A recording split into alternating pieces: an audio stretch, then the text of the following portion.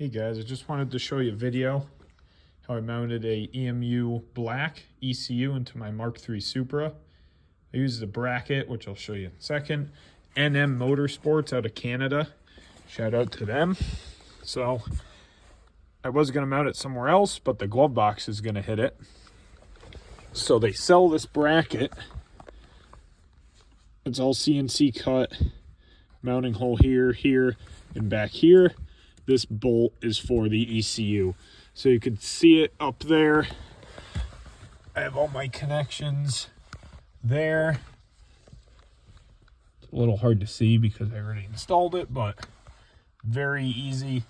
The glove box doesn't fit. I'm going to switch this bolt so the bolt heads here and the threads up top.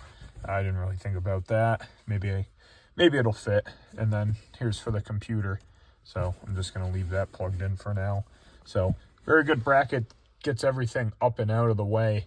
Most challenging part about this was this back bracket. I had to bend mine a little bit. So that's how I have it. I have it hooked on the bottom here. And then it's just like factory.